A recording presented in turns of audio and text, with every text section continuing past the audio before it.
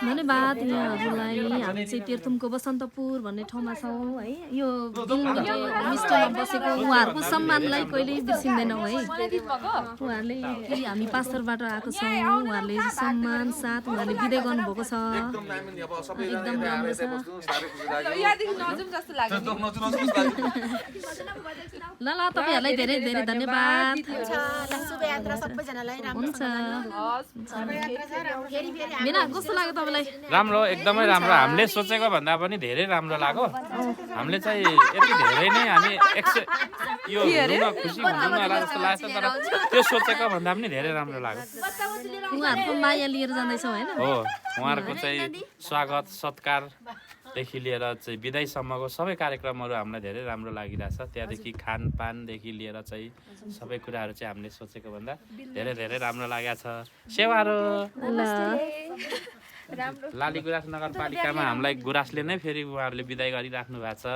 हामी कुन होमस्टेमा बसेको भनिदिनु पर्यो? हामी बसेको होमस्टे चाहिँ बिलमेटे होमस्टे, लाली गुराँस नगरपालिका वडा नम्बर 2, प्रगति टोल, बसन्तपुर, तेह्रथुम।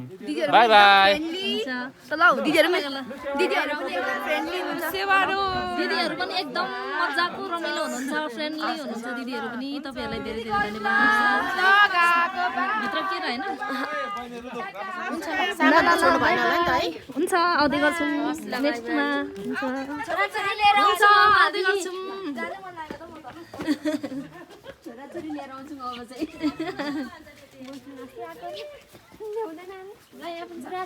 लसुन देखिस् भन्दै थियो बेलुका आएको अरे कहिले आएको राम्रो। अनि हामीलाई त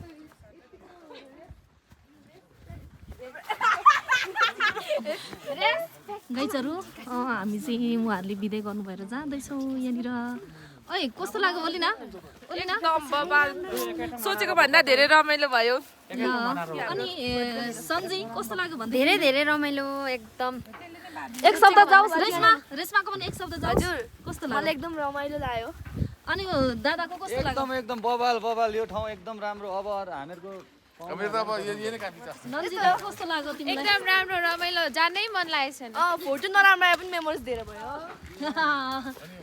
गाइजहरू हामी चाहिँ अब यहाँदेखि जानु लागेको तिनजुरे जानु लागेको है गाइजहरू। एकदम रमाइलो ठाउँ छ। हामी चाहिँ होटलमा बसेको।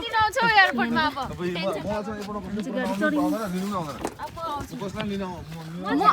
म अगाडि बस्छु है, म भेनाको छेउमा बस्छु अगाडि।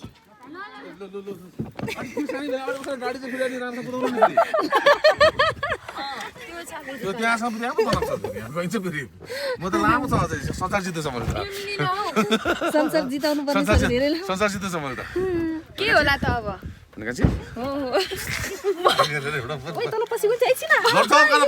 भागेको नि अब के दिन टच गर्दा चाहिँ झाम किच्या यो कम त राम्रै छैन यो मान्छे। काम पाउँदैन र गुराँस पुग्दा झन् राम्रो केटाकेटीहरूले जिस्के बस्दा चाहिँ